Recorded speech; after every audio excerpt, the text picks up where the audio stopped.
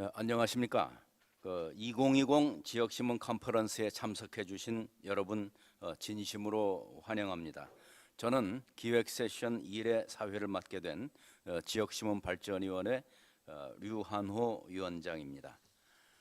오늘 기획 세션 1은 지역의 발견, 지속가능한 저널리즘을 위한 커뮤니티 비즈니스 모델의 제안을 주제로 미디어 오늘의 이정환 대표가 발제를 해주시겠습니다. 온라인 생중계로 시청해 주시는 참가자 여러분께서는 유튜브 채팅창을 통해서 다양한 의견을 남겨주시기 바랍니다.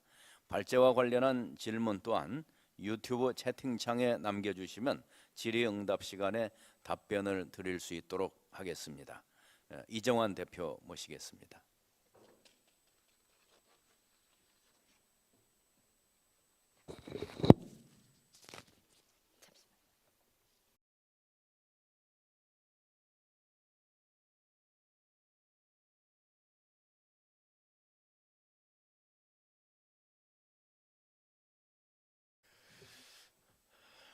네, 안녕하십니까. 이렇게 지역신문 컨퍼런스에서 중요한 발표를 맡게 돼서 정말 영광입니다. 저는 오늘 지역의 발견, 지속가능한 저널리즘을 위한 커뮤니티 비즈니스 모델이라는 주제로 한 40분 정도 말씀을 드리려고 합니다. 저는 21년 차 기자고요. 월간 말지 등에서 기자 생활했고 미디어오늘에 입사해서 미디어부장 그리고 편집국장을 지내고 4년 전부터 미디어오늘 대표를 맡고 있습니다. 카이스트에서 대학원에 재학 중이고요. 이종환닷컴이라는 블로그를 운영하고 있습니다. 투기자본의 천국, 한국의 경제학자들, 저널리즘 미래 등의 책을 저술하기도 했습니다. 오늘의 이야기는 어떻게 건강한 저널리즘이 지속가능한 수익 모델을 확보할 수 있을 것인가에 대한 이야기입니다. 모든 비즈니스 모델은 결국 콘텐츠의 혁신이 전제돼야 가능합니다. 그래서 몇 가지 문제를 인식하고 접근하는 방식, 그리고 변화를 이끌어내는 매뉴얼에 대한 이야기, 솔루션 저널리즘에 대한 이야기를 할 것이고요. 로컬 저널리즘을 어떻게 다시 설정하고 어떻게 한국 사회에 새로운 어떤 변화를 만들어낼 수 있을 것인가에 대한 이야기로 진행해 보려고 합니다. 먼저 이 비행기인데요. 이게 2차 대전에 한참 활약을 했던 B-117이라는 폭격기입니다. 두 장씩 넘어가네요. 이 비행기는 보잉사가 엄청난 비용을 들여서 개발을 했는데 첫 시험 비행을 하자마자 추락을 했습니다. 5배나 많은 폭탄을 싣고 2배나 멀리 날 수 있다고 자랑을 했지만 뭔가 문제가 생긴 것이죠. Too much airplane for one man to fly. 너무 많은 기능이 있어서 한 사람이 조종하기에는 너무 이렇게 복잡하다라는 평가를 받았죠. 보잉사가 이것 때문에 파산할 뻔했습니다. 엄청난 좋은 비행기를 만들었는데 이게 제대로 작동하지 않았던 것이죠. 미국 공군에서 이런 한 장짜리 체크리스트 매뉴얼을 만들었습니다. 그래서 조종사와 부조종사 각각 출발하기 전에 뭐를 체크를 해라. 한 장짜리니까 별로 많지도 않아요. 이걸 체크를 하고 난 다음에 180만 마일 비행에 성공했습니다. 보잉사에 그래서 13,000대 생산 주문을 했고 이게 2차 세계대전에서 커다란 활약을 했죠. 중요한 것은 너무 복잡하지만 복잡한 기능들을 모두가 알 수 없고 복잡한 기능들을 아무리 잘 외운다 하더라도 어디서 실수가 생긴다는 것이죠. 그래서 꼭 필요한 것들만으로 체크리스트를 만들었고 이것만이라도 지켜야 된다라는 것들을 했기 때문에 이게 성공했다는 것이죠. 이것은 저먼윙스라는 비행기입니다. 9525 저먼윙스 비행기가 2015년 3월에 독일로 출발하다가 사고가 났습니다. 그래서 144명의 승객과 6명의 승무원들이 모두 사망을 했습니다. 출발하다가 한 40분 만에 갑자기 고도를 낮춰가지고 바닥으로 처박은 것이죠. 당시 이 항공기에 2명의 조종사가 있잖아요. 조종사가 출발하자마자 이제 궤도 오르고 나니까 화장실 다녀오겠다라고 다녀왔습니다. 부조종사가 이 문을 걸어 잠그고 혼자 기술을 낮춰가지고 산에 비행기를 처박은 것이죠. 당시 9.11 테러 이후에 이 항공기 조종석의 문을 안에서 잠그게 돼 있었기 때문에 화장실 다녀온 조종사는 이 항공 조종석에 들어가지 못했습니다. 문을 부수려고 했지만 부수지 못했고 10분 만에 항공기에 추락을 한 거죠. 무시무시한 속도로 추락을 했고 전원 사망하는 끔찍한 사고가 있었습니다. 자, 이 이야기를 왜 말씀을 드리냐면 이 사고 이후로 다시 또 매뉴얼이 바뀝니다. 그래서 반드시 항공기 조종석에는 2명 이상이 앉아 있도록, 만약에 조종사가 화장실을 가게 되면 다른 누군가가 이 같이 옆에 앉아서 이걸 보조를 하도록 바뀌게 됩니다. 혼자 앉아 있지 못하도록 매뉴얼을 바꾸는 것이죠. 프로토콜이 바뀌게 됩니다. 자, 1년에 자동차 사고로 죽는 사람이 3,287명이고 비행기 사고로 죽은 사람은 2명입니다. 1,000명당 아마 숫자일 텐데요. 실제로 자동차 사고로 죽은 사람이 훨씬 많죠. 그렇지만 비행기 사고가 발생하면 문제의 원인을 찾고 문제의 원인을 완전히 없애게 됩니다. 자동차 사고는 어떤가요? 늘 있는 사고고 불행한 일이지만 누군가가 불행한 일을 당하게 되고 어쩔 수 없는 일로 생각하게 됩니다. 비행기 사고는 아무도 그렇게 생각하지 않죠. 어쩔 수 없는 일로 생각하지 않습니다. 반드시 문제를 해결해야 된다라고 생각을 하겠죠. 우리가 항공기 사고와 자동차 사고를 다룬 방식이 이렇게 다릅니다. 항공산업에는 어쩔 수 없는 사고란 거 있어서 안 된다. 100만 분의 1이라도 반드시 문제를 해결해야 된다. 대비를 해야 된다. 그렇지만 자동차 사고는 어디선가 늘 벌어지는 어쩔 수 없는 일이라고 생각합니다. 그래서 특별히 대책을 만들지는 않죠. 그렇다고 한다면 이런 문제는 결코 해결되지 않습니다. 늘 사고가 일어나고 늘 많은 사람이 죽죠. 우리가 다루는 문제, 언론이 다루는 문제들은 항공기 사고 같은 문제가 있고 자동차 사고 같은 문제가 있습니다. 자동차 사고처럼 늘 벌어진 일이야, 어쩔 수 없어 라고 생각한다면 그 문제는 계속 벌어지겠죠. 항공기 사고처럼 이 문제는 절대 있어서는 안 된다, 다시는 이런 일이 벌어져서는 안 된다고 생각하면 그 문제를 바꾸기 위해서 뭔가를 액션을 취하겠죠. 복스가 다뤘던, 미국의 인터넷 신문 복스가 다뤘던 카테터 감염 사고에 대한 기사입니다. 15년 전까지만 해도 미국의 병원들은 모두 자동차 사고처럼 문제를 다루는 병원들이었다. 모든 사고를 자동차 사고처럼 다뤘다는 것이죠. 비행기 사고처럼 다루는 병원과 자동차 사고처럼 다루는 병원이 나눠져 있었다는 겁니다. 이게 말씀드린 카테터인데요. 병원에 가서 입원하시게 되면 모두가 다 이 카테터라는 걸 그 팔에 꽂게 됩니다. 꽂게 되는데 이게 사실 바로 정맥관 주사잖아요. 정맥으로 바로 직통하는 그 주사기 때문에 만약 이게 감염이 되면 치명적인 질병으로 이어지게 됩니다. 실제로 이것 때문에 합병증으로 병이 더 심화되거나 돌아가신 분들이 엄청 많죠. 미국의 경우 하루 카테터를 1,500만 명이 카테터 삽입 시술을 하게 됩니다. 그리고 이 가운데 1,000명당 5.3명꼴로 감염 사고가 일어납니다.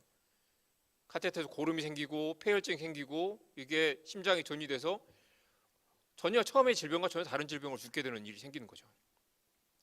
연간 미국에서만 8만 명이 이 감염 사고를 당하게 되고 이 중에 35% 정도가 치명적인 상황을 맞게 된다라는 연구 보고서도 있었습니다. 이것은 과연 자동차 사고일까? 아니면 있어서는 안 되는 비행기 사고일까? 날마다 벌어지는 자동차 사고라면 그래, 사고가 생겼네 라고 하고 넘어가겠죠. 이래서는 안 되는데 라고 하지만 어디선가 누군가는 이런 그 일을 당하니까 어쩔 수 없다 생각하게 되겠죠. 오랫동안 미국에서는 이런 일들이 자동차 사고처럼 끔찍하지만 일상적으로 벌어지는 일이라고 생각을 했습니다. 실제 미국 그 질병관리센터에는 이 문제를 해결하기 위한 90가지 지침, 무려 150페이지짜리 문서가 매뉴얼이 있었습니다. 그런데 이걸 다 읽어야 돼, 이걸 지켜야 돼라고 하니까 너무 많으니까 아까 처음에 B17처럼 지킬 수가 없게 되는 거죠. 뭔가로 빠지게 되고 뭔가 복잡하고 중요한 거지만 잘 안 돼라고 생각하는 그런 문제가 되는 것입니다. 미국의 벌티모어에서 한 의사가 이 문제를 해결해야 된다. 화상으로 들어온 5살 꼬마애가 멀쩡하게 화상은 치료되고 있는데 카테터 감염 사고 때문에 갑자기 이틀 만에 사망한 사고가 있었죠. 이 사람입니다. 피터 프로보노스트라는 의사였는데 체크리스트를 그래서 5가지 줄입니다. 별것도 아니에요. 손을 씻고 모자를 쓰고 가운을 입을 것, 그리고 소독제로 상처를 소독할 것, 곧바로 제거할 것 등등의 매뉴얼을 만들었고 이걸 자기네 병원부터 도입을 하기 시작합니다. 문제는 이런 체크리스트 아주 간단한 거지만 이걸 30%도 제대로 지키지 않는다. 중요하다고 생각하지만 워낙 복잡하기 때문에 다 지킬 수가 없었던 것이죠. 이 5가지를 지키려면 또 병원에 이것저것 해서 뭐 이렇게 가져와야 된다는 거죠. 소독약도 따로 가져와야 되고 환자의 드레이프도 뭐 처리를 해야 되고, 이 모든 필요한 장비들을 하나의 카트에 담아가지고 바로 옆에 갖다 놓는 것. 그리고 더 중요한 건 의사가 이걸 지키지 않을 경우에 간호사가 일러 바치게 만드는 것이죠. 이게 쉽지가 않습니다. 간호사가 어떻게 의사에게 그 일러 바치는 일을 하겠어요? 다른 의사에게. 그렇지만 이걸 매뉴얼로 만드는 것입니다. 권력 관계를 뛰어넘어서 작동하는 매뉴얼을 만드는 것이 굉장히 중요했다는 겁니다.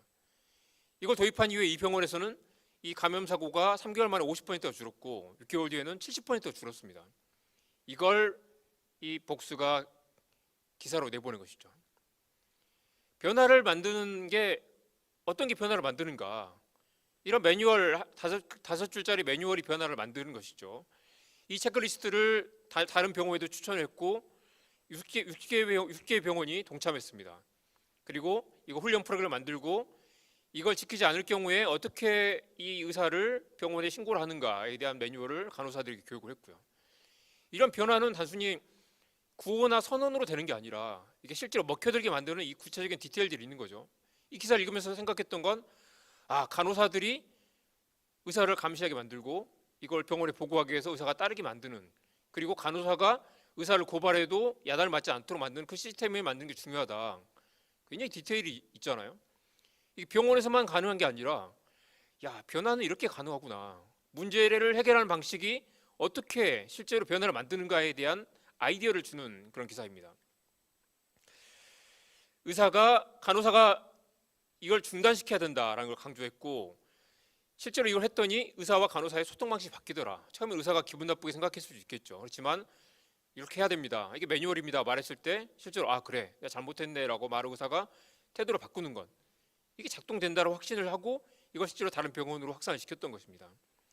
이게 말씀드린 그 복수의 기사입니다. 문제를 다루는 방식, 이건 병원의 문제고, 이거 언론이 어떻게 접근하고 이걸 기사화하고 단순히 이런 멋진 의사가 있다라는 게 아닙니다. 그 병원에서 어떻게 어떤 부분들이 실제로 변화를 만들었는가. 이 의사를 영웅으로 만드는 게 아니라 변화의 과정들을 추적한 거죠. 이 변화를 겪으면서 병원의 시스템이 달라졌다. 사고를 자동차 사고가 아니라 비행기 사고처럼 다시는 이런 일이 있어서는 안 된다라는 인식의 전환이 이루어졌다는 거죠. 그리고 다시 나중에 사고가 발생했을 때 도대체 뭐가 문제냐? 우리는 시스템을 바꿨는데 다시 문제 생겼다라고 다시 봤더니 이게 외부 용역업체 소속의 간호사가 실수를 했던 거죠. 그래서 이제 외부 용역업체도 이 프로그램 안에 도입을 해야 된다라고 동일한 훈련을 받게 하고 다시 또 바뀌게 됐다는 것입니다. 이런 건 끔찍하지만 어쩔 수 없는 일이 아니라 이 문제를 바꿔야 된다고 했을 때 어떻게 바꿀 것인가에 대한 그 매뉴얼을 만들고 실제 비행기 사고처럼 모든 원인을 검토한 다음에 다시 반복하지 않도록 그 확고하게 조직의 시스템을 바꾸는 것이죠. 비행기 사고는 끔찍하지만 자동차 사고도 결코 가벼운 게 아니고 해결할 수 있는 방법을 계속 찾아야 됩니다. 관행이란 이름으로 무시했거나 외면했던 문제를 정면으로 마주치고 구조와 문화를 바꾸는 그런 과정에 대한 이야기, 단순히 병원과 의사에 대한 이야기가 아닌 것이죠. 제가 말씀드릴 이 솔루션 저널리즘, 이 전 세계적으로 많은 언론사들이 화두입니다. 우리는 그동안 문제를 드러내는 것만으로 세상이 바뀔 거라고 생각했지만 이제 문제가 해결된 과정을 다뤄보자. 그래서 산타나에서는 성매매 문제를 거의 1년 가까이 기사를 다뤘어요. 근데 잘 바뀌지 않더라. 왜 바뀌지 않을까? 나중에 이제 이 언론사가 찾은 해법은 성판매 여성뿐만 아니라 성을 판매하는 포주들을 처벌해야 된다. 물론 쉽지는 않지만 그렇게 했더니 물론 다른 지역으로 옮겨가는 문제들은 있지만 그렇게 해도 확실히 효과를 거두더라. 그 과정에서 수많은 실험과 시행착오들을 기록을 했습니다. 라디오 채널 PRI는 흑인들이 모유수유 비율이 낮다라는 문제를 보도를 하다가 그럼 흑인들의 모유수유 비율을 높이게 하기 위해서는 어떻게 될까? 흑인들을 직접 방문해서 모유수유가 건강에 좋다. 모유수유가 훨씬 더 비용을 절감하고 아이들의 건강에 도움이 된다라는 것들을 교육을 했습니다. 깜짝 놀랍게도 그걸 몰라서 분유가 훨씬 더 건강에 좋은 줄 알고 먹이는 그런 흑인 엄마들이 많았다는 것이죠. 그리고 톡식 니글렉트, 방치된 중독, 미국의 납중독 문제가 굉장히 심했는데 이 언론사 기자들이 한 번은 솔루션 저널리즘 네트워크를 찾아서 물었습니다. 우리가 10년 동안 이걸 취재를 했는데 바뀌지 않더라. 왜 바뀌지 않을까? 라는 걸 함께 이 문제를 찾아가다 보니 문제를 드러내는 것만으로 바뀌지 않는다는 거죠. 이 한국의 성면 그 오염된 뭐 그런 것처럼 폐건축 자재를 쓰다 보니까 이런 문제 생기는데 이걸 해결하는 곳이 어디 있을까? 이 문제 답을 찾고 있는 사람들이 누가 있을까라고 미국 전체를 뒤져가지고 다른 곳을 찾아 문제를 발견하게 됩니다. 그래서 건물 임대 계약을 맺을 때 납중독 오염 검사를 하도록 법을 바꿔서 그 동네 카운티의 조례를 바꿔서 이걸 검사를 하겠더니 집주인들이 이걸 문제를 해결하더라라는 그런 사례들이 보고가 됐죠. 이런 비슷한 사례들이 많은데요. 실제 이게 이런 식으로 당연히 언론의 사명은 비판과 권력 감시에 있지만 문제가 해결되는 과정을 기록했을 때 사람들이 뉴스를 더 열심히 읽게 되고 다시 방문하게 되고 그 뉴스에 돈을 내더라는 겁니다. 우리는 과거에 이른바 페니페이퍼의 시절에 100원짜리 신문을 만들어 팔고 신문이 값싸게 팔리면서 모든 사람이 뉴스를 보게 되고 이 신문이 사회 변화를 주도했던 그 시절, 이게 1832년부터니까 한 180년 정도 이어져 왔던 이런 페니페이퍼, 값싼 신문과 광고에 연계된 그런 모델이 무너지고 있는 걸 지금 목도하고 있습니다. 신문이 싸게 많이 팔렸을 때 신문이 권력에 저항하고 민주주의 발전을 가져왔죠. 그렇지만 이제 더 이상 신문은 팔리지 않고 광고 효과도 없습니다. 저널리즘 비즈니스의 근간이 무너지고 있는 것이죠. 모바일이 등장하고 소셜 네트워크가 등장하면서 모든 뉴스가 파편화되고 의제 설정 시스템이 무너지고 있습니다. 네이버는 첫 페이지에서 뉴스를 없애버렸죠. 이게 작년과 올해 플랫폼의 변화인데요. 유튜브가 늘어나고 있고 나머지 플랫폼들 다 죽어가고 있습니다. 뉴스를 안 본다는 사람들이 늘어나고 있습니다.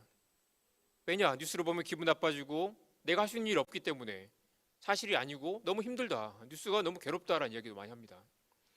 기레기에 대한 분노들, 신문을 믿지 못하겠다라는 사람들이 늘어나고 있고요. 권석천 JTBC 보도국장이 이런 말을 했습니다. 100m 달리기를 하듯이 살고 있고 진짜 알려야 될 것들을 외면하고 있었던 게 아닌가라는 반성을 해본다. 저널리즘 위기는 사실 언론사들의 위기고 언론사들의 위기는 사실 우리가 그동안 우리가 해야 될 일들을 제대로 하지 못하고 있기 때문입니다. 얼마 전 한 시사인 설문조사에서는 코로나 이후 신뢰도 변화를 봤더니 낯선 사람보다 언론을 더 믿지 못하겠다라는 놀라운 결과도 있었습니다. 다시 돌아가면 아까 카테터 감염 사고를 다룬 그 복수의 기사, 결국 그 기사는 지역 언론의 로컬 저널리즘의 문제입니다. 한 도시에서의 변화, 벌티모어라는 한 병원에서 일어난 변화를 집요하게 추적해 들어간 것이죠. 우리가 보는 뉴스는 지역의 뉴스가 있고 국가 단위의 뉴스가 있고 글로벌 단위의 뉴스가 있습니다. 사실 제일 중요한 건 우리 지역에서 내 삶에서 무슨 일이 벌어지고 있는가가 나에게 가장 중요한 뉴스고 국가적 차원에서 또는 글로벌 차원에서 트럼프가 당선되거나 말거나 그건 중요한 이슈긴 하지만 사실 나의 삶과 직접적 관계는 없는 문제고 그 뉴스는 수천 개, 수만 개 언론사에서 비슷비슷한 뉴스를 쏟아내고 있죠. 내가 정말 열광한 뉴스, 어디 신문에 무슨 뉴스가 정말 좋더라 할 때 그 뉴스는 과연 어떤 뉴스인가? 나에게 정말 필요한 뉴스, 재미있고 좋은 뉴스, 누군가가 알아야 되지만 내가 딱히 몰라도 되는 그런 뉴스와 중간에 있는 것이죠. 장기적으로 뉴스는 더욱더 지역으로 가야 된다. 내 삶의 문제를 다루는 뉴스가 정말 필요하고 사람들이 거기에 돈을 내고 그런 뉴스들이 실제로 우리 삶의 변화를 만들어낼 것이다라는 이야기입니다. 지역의 발견, 제가 오늘 드리고 싶은 말씀은 지역이라는 가치를 다시 설정해야 된다는 것입니다. 언론이 지역을 다시 발견해야 된다는 것입니다. 오늘 이 다른 세션장에서 발표하실 수많은 지역 언론의 사례들이 있겠습니다만 언론이 지역을 다루는 방식이 달라져야 된다는 것이죠. 이거는 보스턴 글로브를 다룬 영화 스포트라이트였습니다. 기자들이 지역의 한 카톨릭 사제의 성추행 파문을 취재하고 와서 기사를 씁시다라고 하니까 마틴 베런 편집국장이 이런 말을 하죠. 개별 사례가 아니라 조직에 초점을 맞춰야 한다. 구체적인 시스템적인 문제, 조직의 문제를 고발해야 된다. 체계적인 문제를 고발해야 된다. 개별 사례, 한 개인의 문제라면 그건 거기서 끝나겠지만 이게 조직적인 문제고 시스템의 문제라면 근본적 문제를 바꿀 수 있다는 것이죠. 그래서 기사를 바꾸시키고 다시 쓰게 하고 취재와 취재를 거듭해서 엄청난 그 대형 파문으로 커지게 됩니다. 우리가 빙산을 발견하면 빙산에 드러난 부분은 10%밖에 되지 않습니다. 나머지 90%는 수면 아래 가라앉아 있죠. 우리가 그동안 다뤘던 문제는 위에 10% 부분의 이슈들이 대부분입니다. 이런 문제가 있다라고 툭 던져놓는 식의 보도가 많았죠. 제가 말씀드리고 싶은 건 문제 해결 방법으로서의 저널리즘 싱킹 방법론이라는 걸 저는 이야기를 하는데요. 기자들이 제일 잘하는 게 뭐냐? 문제의 본질이 무엇인가를 이야기하는 게 기자들이 해야 될 일이고 기자들이 가장 잘하는 일입니다. 사건이 아니라 마틴 베런이 이야기했던 것처럼 패턴과 구조, 해법에 접근하는 과정에 대한 얘기를 해야 된다. 독자들이 원하는 게 바로 그거라는 거죠. 그리고 문제를 드러내는 것뿐만 아니라 사회 혁신, 변화를 끌어내는 과정에 저널리즘이 참여를 해야 한다는 것입니다. 문제를 규정하고 원인을 분석하고 해법을 찾기 위한 실험과 탐색 그리고 토론의 과정에 저널리즘이 기여를 해야 한다는 것입니다. 실제로 미국에서도 기자들에게 시스템 싱킹과 디자인 싱킹을 교육하는 그런 기관이 늘어나고 있습니다. 시스템 싱킹이나 디자인 싱킹은 둘 다 마케팅이나 비즈니스 영역에서 많이 썼던 개념이지만 기자들이 그걸 알아야 한다는 것이죠. 시스템 싱킹이라는 건 구조를 파헤치는 것입니다. 관계와 연결이 어떻게 되어 있는가, 사건과 사건이 어떻게 관계를 맺고 있고 등장인물과 등장인물이 어떤 연결되어 있는가, 이 연결 구조를 따라가다 보면 어떤 구조가 드러나는가를 파헤치는 게 시스템 싱킹입니다. 디자인 싱킹은 거꾸로 문제에서 기회, 해법에 접근하는 과정입니다. 그래서 계속해서 수많은 프로토타입, 아이디어를 던지고 그 아이디어가 맞는가 검증하면서 최선의 해법을 찾아가는 그런 과정이 디자인 싱킹이라고 하죠.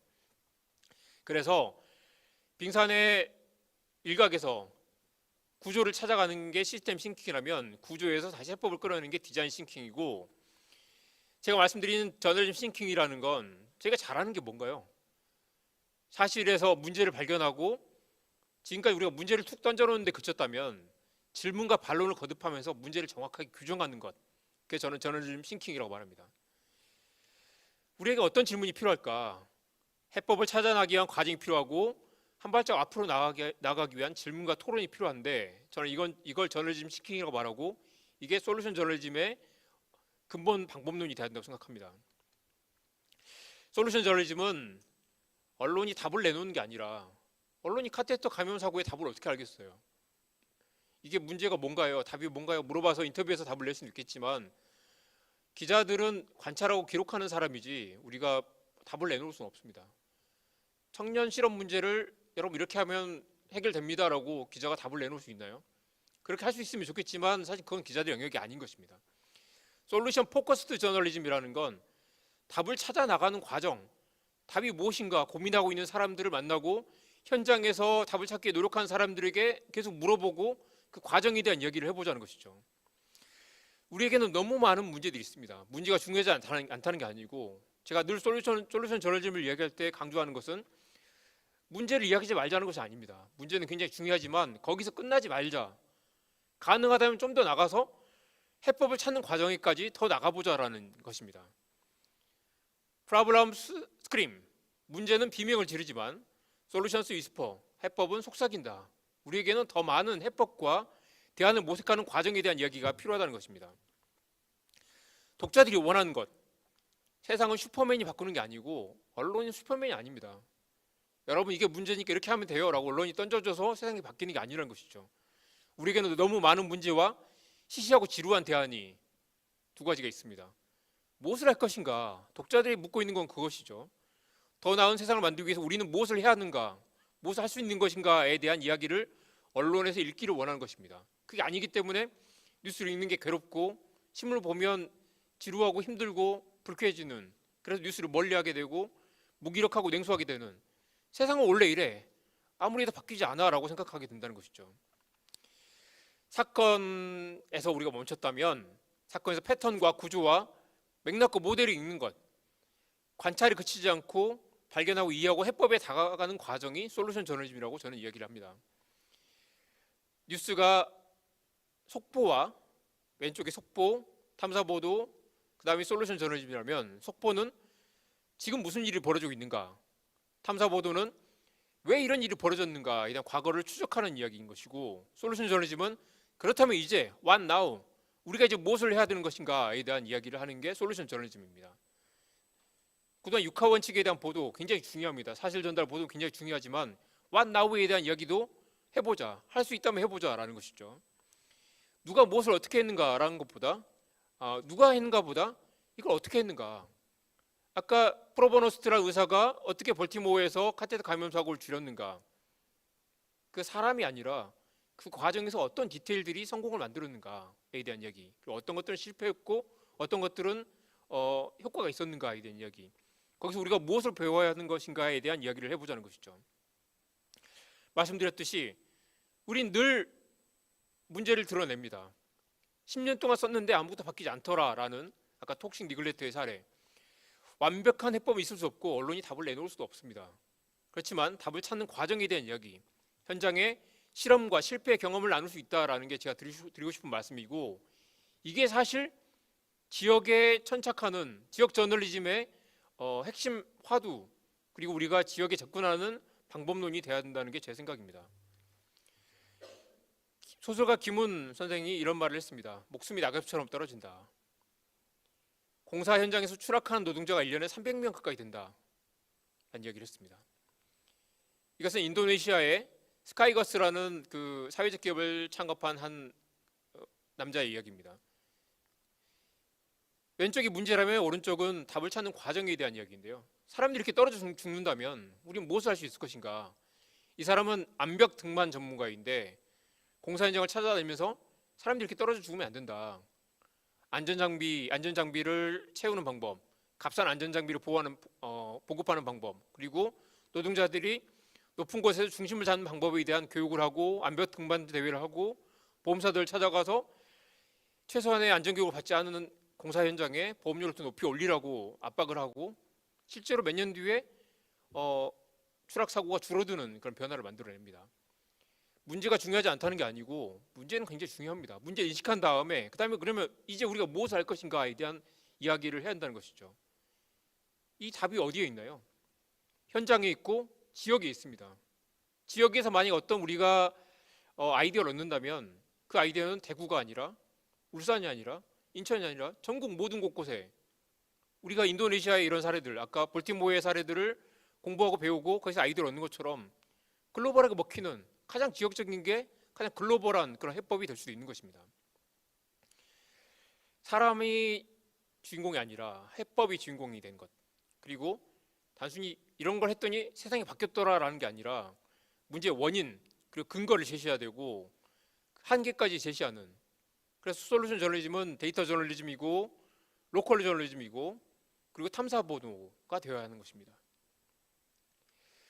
이거 정말 훌륭해 라는 것만 가지고 안 되고 측정 가능하고 검증한 해법, 확장성과 복제 가능성, 사실 멋진 사례 하나만으로 가능한 게 아니라 이게 어떻게 그러면 다른 곳으로 확장할 수 있는가, 이런 사례들을 어떻게 다른 문제로 확장할 수 있는 것인가, 인천의 사례가 대구와 울산으로 복제할 수 있는 것, 이걸 그대로 따라해서 우리도 해보자라고 바꿀 수 있는 그런 복제 가능성이 중요하죠. 그리고 뭐 누군가의 영웅담이 아니라 구조를 이야기하고 변화의 희망을 이야기함으로써 실제로 이렇게 세상이 바뀔 수 있겠구나라는 변화의 희망을 독자들에게 알려줘야 된다는 것이죠. 우리에게는 너무 많은 질문이 있습니다. 기록되지 않는 것은 존재하지 않는 것이고 사실 우리는 대부분 답을 알고 있는 것도 많이 있습니다. 누군가 답을 찾고 있는 게 많이 있고 언론이 사실 그런 문제에 별로 관심을 갖지 않았었죠, 그동안. 솔루션 포커스 프로세스라는 건 현장과 지역을 대하는 태도를 바꿔야 한다는 것입니다. 스토리텔링의 관점과 순서를 바꿔야 합니다. 제가 뒤에 설명드리겠습니다만 한국의 솔루션 저널리즘의 사례들을 보면 여기서 좀 더 나가서 이 부분을 좀 더 자세하게 취재를 했다면 좋겠더라 하는 게 많습니다. 여전히 우리는 사건 중심으로 다루는 그런 스토리텔링이 익숙하고 이런 멋진 사례가 있었어라고 하지만 사실 디테일들을 다 생략해버리는 그런 보도가 많아서 안타깝습니다. 이게 뭐 새로운 어떤 걸 해보자는 게 아니라 우리가 하던 것들을 더 잘하기 위한 발상의 전환이 필요한 것이고요. 누가 했느냐보다 어떻게 했느냐지만 여전히 누가 답을 찾고 있는지를 찾아야 됩니다. 어디 가서 누구 멋진 사람을 인터뷰해가지고 소개하라는 게 아니라 그 답을 찾는 과정은 굉장히 지루하고 어렵죠. 여전히 우리가 사실 그동안 어디 기자실에 앉아서 취재를 했기 때문에 더 현장에 깊게 내려가지 않았던 것입니다. 더 지역에 깊게 내려가지 않았고, 지역을 다루면서도 지역 문제를 대부분 다 이렇게 정치의 문제나 아니면 행정의 영역에 다루고 현장에 더 깊이 내려가지 않았던 것입니다. 중간 요약을 해보면 문제의 성격과 원인을 정확하게 규정한다. 해법에 근접해 있는 사례와 사람을 찾는다. 과정을 추적하고 검증한다. 이 세 가지의 접근 방식이 우리가 지역을 다루는 방식의 변화로 이어져야 된다고 생각합니다. 강준만 교수가 이런 말을 했습니다. 솔루션 저널리즘이 가장 필요한 곳이 지역 언론이다. 지역 언론은 홀대, 소외, 낙후 등등을 외치는 이게 정말 문제다라는 그런 뉴스를 많이 만들고 있습니다. 중앙의 권력자, 고위관료, 지역의 정치인들의 각성을 촉구하는 효과도 있지만 오히려 이런 뉴스들이 무력감을 부추기고 지방 소멸을 부추기는 게 아닌가. 그래서 자꾸 안 돼. 우리 마을은 안 돼. 라고 해서 사람들이 다 지역에 대한 불신, 지역에 대한 무력감을 부추기는 것이 오히려 더 중앙 집중적인 사고로 만든다는 것이죠. 민원 해결 저널리즘, 강준만 교수가 제안하고 경남도민일보의 김주환 국장이 제안했던 그런 아이디어입니다. 문제를 해결하는 저널리즘이 우리가 너무 그걸 소홀하게 생각했다는 거죠. 번거롭고 성가시고 좀스럽다는 이미지, 우리가 뭐 어디에 무슨 신호등을 만들 거냐 말 거냐 그런 이 잡다한 민원을 해결하는 게 저널리즘인가 생각하겠지만 거기서부터 출발해야 한다는 것이죠. 문제 제기는 쉽지만 문제 해결은 어렵다. 더 중요한 건 아랫줄에 보시다시피 기존의 권력자 모델, 우리가 권력과 맞서 싸운다, 우리가 세상의 변화를 이끈다라는 것보다 봉사자 모델로 전환할 때가 됐다. 우리에게 필요한 문제들을 해결하는, 그리고 그걸 위해서 여러분들의 의견을 듣겠다, 그리고 우리가 당신들과 함께한다라는 그런 봉사자 모델로 전환했을 때 비로소 사람들이 이 뉴스가 어디 뭐 하늘에 붕 떠 있는 저들만의 뉴스가 아니라 나의 뉴스, 우리의 뉴스, 우리의 문제를 해결하는 뉴스, 이 뉴스에 돈을 내고 이 뉴스에 후원을 하고 이 뉴스가 이 신문이 더 잘 확장해서 더 강한 힘을 갖기를 독자들이 연대와 유대를 느끼게 되는 그런 변화가 가능하다는 것이죠. 민원 해결 저널리즘의 가능성, 강준만 교수의 4가지 제안이었습니다. 지역 발전에 실제로 기여할 수 있고, 지역민들의 관심과 신뢰를 지속할 수 있고, 지역 밀착성 보도를 더욱 강화할 수 있다. 이게 지방자치단체의 어떤 정책의 문제가 아니라 실제 변화를 만들기 위해서 뭐가 필요한가에 대한 이야기. 작은 것이 중요하다. 한 번 보도한 건 끝까지 책임진다라는 태도가 필요하고, 이런 보도가 갈등 유발 저널리즘, 필요할 때는 갈등 유발할 필요도 있겠지만 사람들에게 더 박수와 성원, 열정을 끌어낼 수 있다. 폭로 저널리즘과 달리 폭로 저널리즘이 중요하지 않다는 게 아닙니다. 그것도 중요하지만 큰 비용을 들이지 않고 실천으로 이어질 수 있는 그런 변화를 만들어야 된다는 것입니다. 제가 이제 최근에 이달의 기자상 받은 사례들을 쭉 살펴보면서 3가지를 오늘 뽑아봤습니다. 부산일보가 했던 신맹모 삼천지교, 그리고 전주 MBC가 했던 시외버스의 부당요금을 인하시킨, 이거야말로 민원 해결 저널리즘을 할 수 있을 거고요. 부산일보가 난개발의 그늘을 다룬 사례가 있었습니다. 주목할 만한 건 숫자로 변화를 입증하는 것입니다. 전주 이 완주군에서는 대부분 학생들이 이제 중고등학생이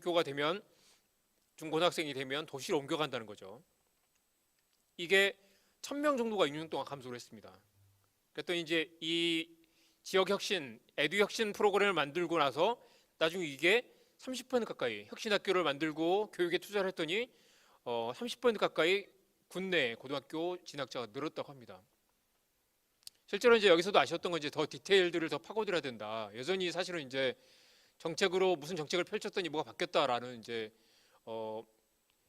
행위 주체자와 결과만 나와 있긴 한데, 여기서 좀 더 디테일을 들어가면 과연 그러면 이게 변화가 이 1000명이 줄었던 데서 30%가 늘었다, 이 변화가 과연 이 정책 효과인가라는 걸 검증을 해야 되고, 그 과정에서 효과가 어떻게 가능했는지를 좀 더 깊게 분석을 했으면 훨씬 더 중요한 솔루션 저널리즘 케이스 스터디가 됐을 거라고 생각합니다.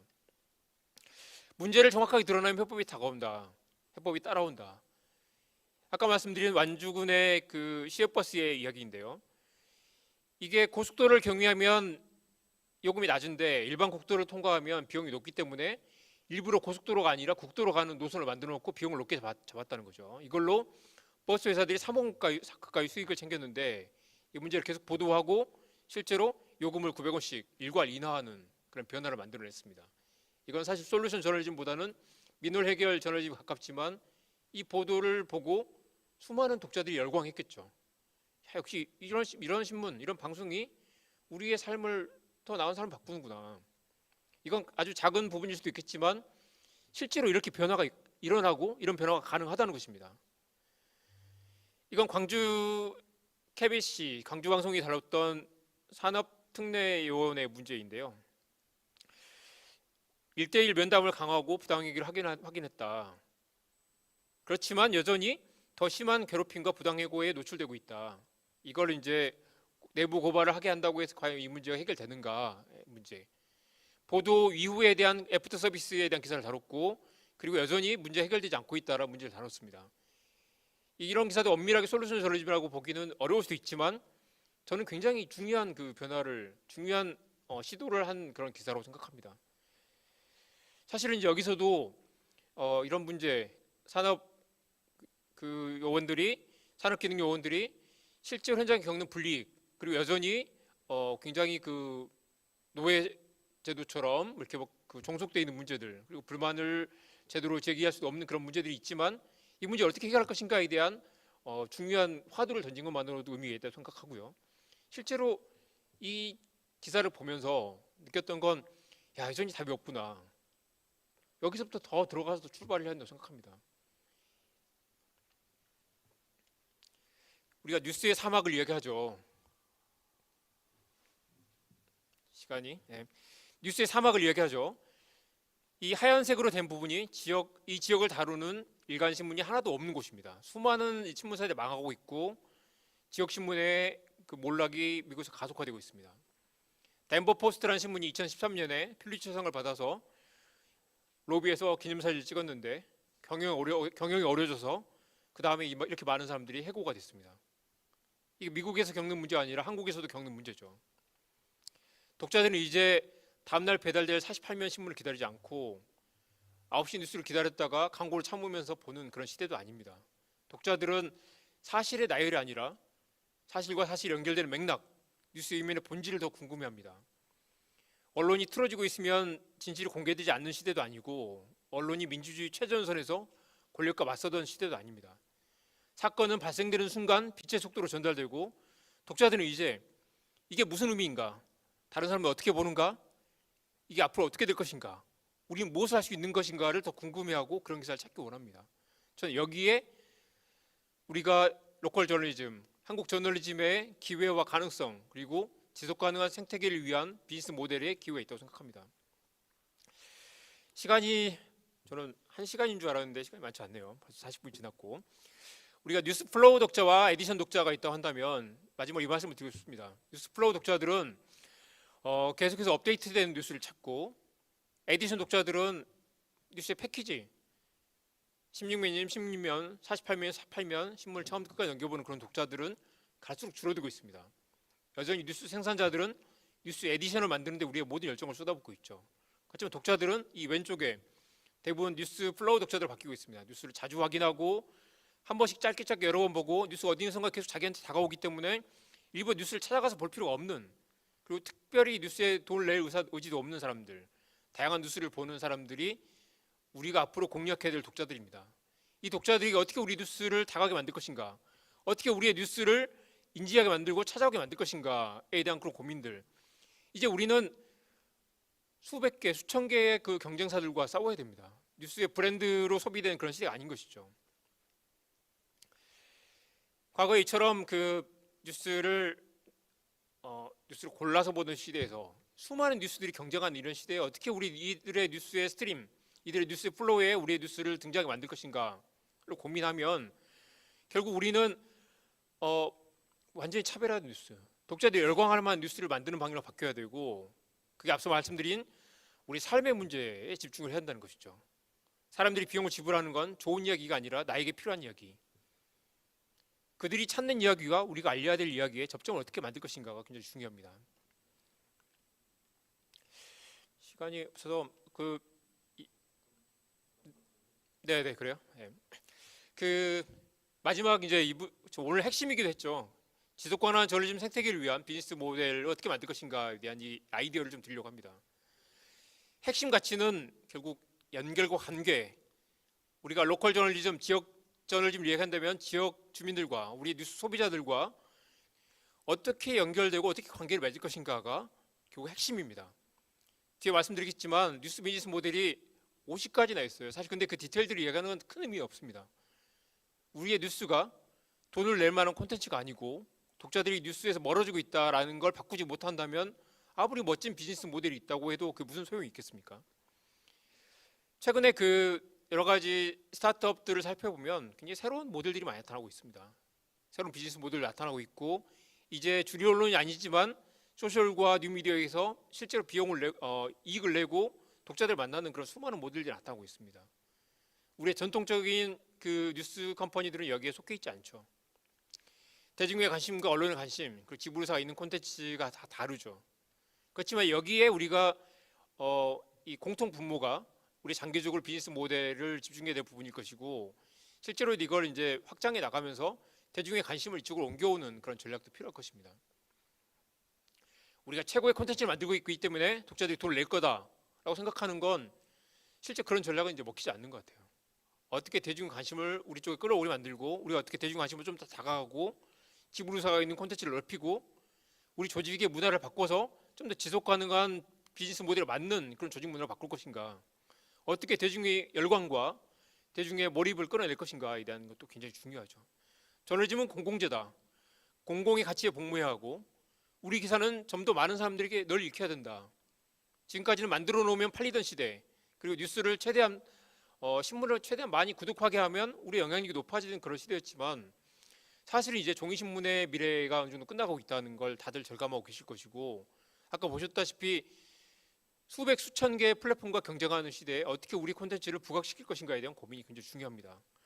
독자에게 영합하자는 이야기가 아니고 저널리즘의 원칙을 양보하자는 이야기도 아닙니다. 지속 가능한 저널리즘 위해서 독자들과의 강한 연대, 독자들과 강한 지지가 필요하다는 것이죠. 이야기만 드릴게요. 그 코로나 국면에 미국과 유럽의 사례지만 독자들이 굉장히 많이 늘어났습니다.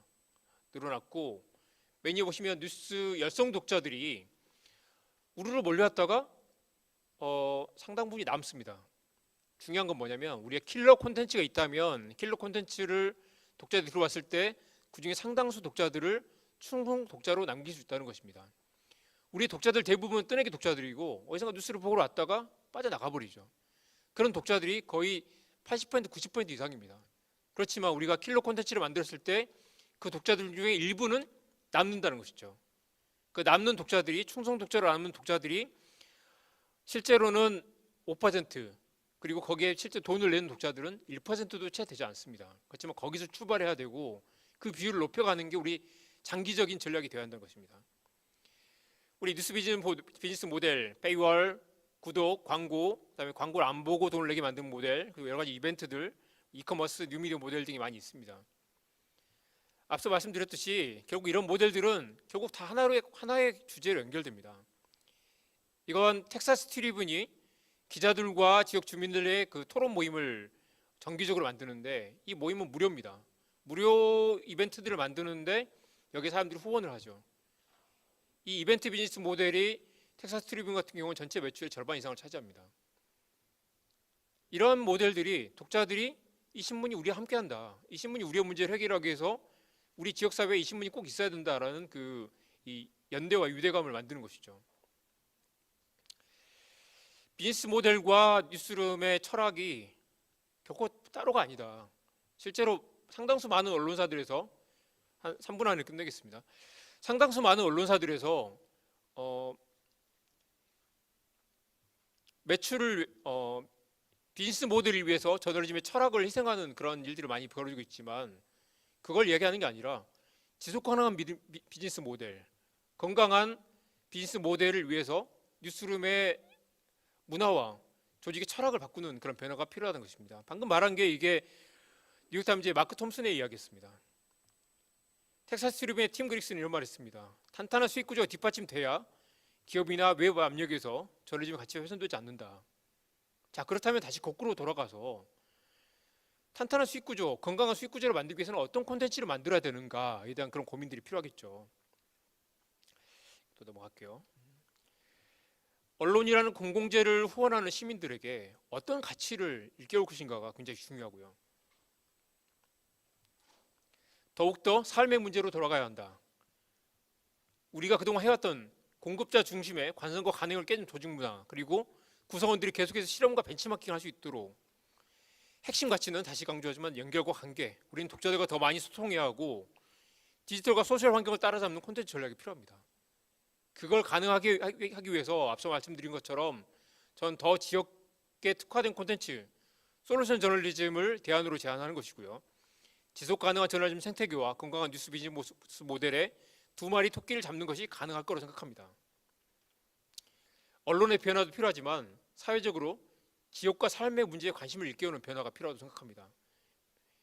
사람들이 언론을 통해서 변화에 대한 희망을 일깨우도록 만들어야 되고, 제가 몇 가지 제안드리고 싶은 건 지역신문발전위원회와 언론재단에 제안하고 싶은 건 스토리텔링 혁신을 위한 지역 언론인들의 워크숍 프로그램들을 만들어야 됩니다. 오늘 다른 방에서 벌어지고 있는 그런 프로그램들을 1년에 한 번 요식적인 행사가 아니라 더 디테일하게 더 심층적인 논의들을 하는 모임들을 계속 더 많이 만들어야 한다고 생각합니다. 구독과 후원 모델을 구축하기 위한 개별 언론사들에서 구축하기 어려운 이런 모델들을 공영 플랫폼을 만드는 변화도 필요하다고 생각합니다. 그걸 통해서 뉴스와 독자들의 관계를 재설정하는, 독자들의 습관을 바꾸는 변화가 필요하고요. 마지막으로 강조하고 싶은 건 잘 만드는 것도 중요하지만 더 널리 익히게 만드는 전략, 저널리즘과 테크놀로지 협업을 지원해야 되고, 우리에게는 더 많은 실험과 혁신 그리고 변화에 대한 확신이 필요합니다. 그걸 위해서 결국 우리가 선택과 집중하지 못했던 것, 왜 독자들이 떠나가고 있는가, 그걸 위해서 저는 솔루션 저널리즘과 더 지역에 특화된 이슈들, 그리고 뻔하지 않는 완전히 차별화된 그런 콘텐츠 전략을 만들기 위한 조직의 문화를 바꾸는 작업들이 필요하다고 생각합니다. 이게 정말 마지막인데요. 제가 늘 조직의 혁신, 저널리즘 혁신을 얘기할 때 이걸 마지막으로 보여드립니다. 할 수 있는 것과 해야 하는 것이 다릅니다. 야, 이런 것도 한번 해보자라고 많은 사람들이 저널리즘, 디지털 혁신에 이런 실험들을 많이 하는데, 많은 지역 언론들이 요즘 유튜브도 하고 소셜 미디어도 하고 모두 많이 하죠. 할 수 있는 것은 해도 됩니다. 그렇지만 할 수 있는 것이 꼭 해야 되는 것은 아니죠. 해야 하는 것들이 무엇인지를 찾고 해야 하는 것들에 집중을 해야 됩니다. 할 수 있는 것들 이것저것 하다 보면 오히려 더 우리가 해야 될 것들을 놓치게 되고, 지금 우리의 위기는 해야 될 것들을 제대로 못하고 있기 때문에 위기인 것이지, 남들이 다 하니까 우리도 디지털 트랜스포메이션을 해보자, 유튜브도 해보자. 유튜브 중요합니다. 소셜미디어 중요합니다. 그렇지만 거기에 무엇을 담을 것인가, 우리가 해야 될 핵심 가치들을 어떻게 새로운 변화에 맞춰서 따라잡을 것인가에 대한 그런 고민들이 필요하다는 것이죠. 자, 제 발표는 여기까지입니다. 고맙습니다.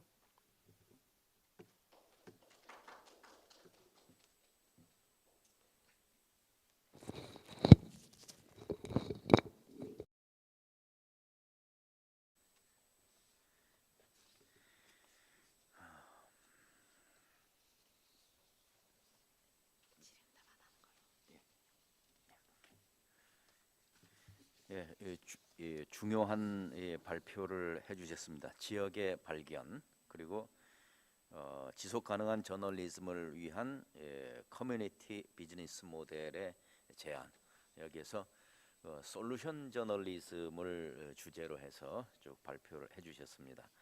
원래 계획은 그 유튜브 채널을 통해서 채팅을 통해서 보내주신 질문을 발제자께 드리고 그걸 가지고서 얘기를 나누는 걸로 되어 있습니다만은 지금 시간 관계상 질의응답을 생략하겠습니다. 불행히도 질문이 하나도 들어오질 않았고, 그리고 또 그래서 발제자께 시간을 조금 더 드리는 식으로 진행을 했습니다. 그래서 시간 관계상 질의응답은 그냥 생략하고요. 이 추후에 혹시나 이 오늘 강의를 들으면서 질문할 것이 있으시면은 우리 위원회로 또 보내주시면은 여기에 대해서 답을 드리도록 하겠습니다. 그리고 오늘 그 이정환 대표께서 제시해 주신 그 우리가 이 시점에서 지금 이 저널리즘과 시장이 제대로 만나지 못하게 되는 이 시점에서 이제 우리가 할 일은 해야 할 것을 잘 챙겨서 하자. 그래서 실제로 시민들이 느끼는 여러 가지 문제들에 대해서 직접 그 문제를 해결할 수 있는 방안을 제시하고 실제로 문제 해결에 이르기까지 그런 방향으로 노력하자라는 그런 얘기였습니다. 자, 이 컨퍼런스를 위해서 멀리서 발걸음해 주신 발제자와 온라인 생중계를 통해서 참여해 주신 시청자 여러분께 다시 한번 감사 인사를 드립니다. 이상으로 2020 지역신문 컨퍼런스 기획 세션 2를 모두 마치겠습니다. 지금까지 지역신문 발전위원회 류한호 위원장이었습니다. 감사합니다.